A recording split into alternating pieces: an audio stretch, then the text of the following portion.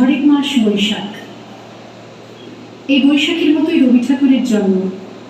সোনার আশ্বিনে নয়, হিমের রাতের অঘ্রাণে নয়, ফুল রাঙানো ফাগুনে নয়, এই খর ক্ষিপ্র বৈশাখী জন্ম। এই খ্যাপা বৈশাখের গৈরিক তিলক দিয়ে যেন তার জন্মদিনের ললাট। বৈশাখী প্রকৃতির নতুন জন্ম, আমাদেরও নতুন জন্ম এই বৈশাখে, 25শে বৈশাখে, রবি ঠাকুরের জন্মদিনে। দেখতে হয় না ক্যালেন্ডার, জিজ্ঞেস করতে হয় না তারিখটা কবে। আগে থেকেই বুকের মধ্যে সাড়া ওঠে, 25শে বৈশাখ আসছে, রবি ঠাকুরের জন্মদিন। বছরে একটা দিনের জন্য তারা নতুন হয়ে যায়।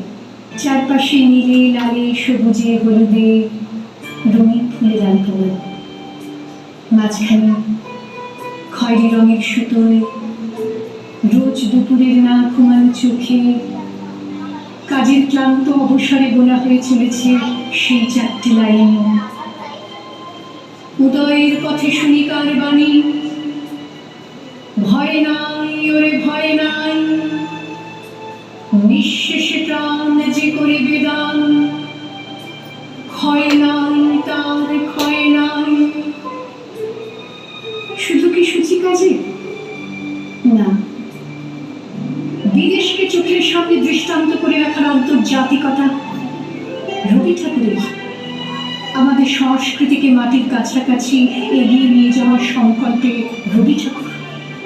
আমাদের সভ্যতাকে দানবের হাত থেকে ছিনিয়ে নেওয়ার সংগ্রামে রবি ঠাকুর। আকাশে মাটিতে মনে এত যে বৃষ্টি পড়ে, তার ছন্দ রবি ঠাকুরের। এত যে ফুল ফোটে, তার গন্ধ রবি ঠাকুরের। তাই প্রতিদিন তার জন্ম, কোনোদিন তার মৃত্যু নেই।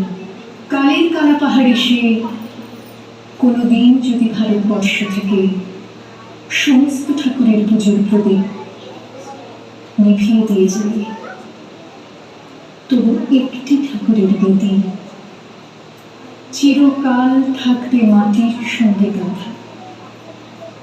কোন ঠাকুর? রবি ঠাকুর।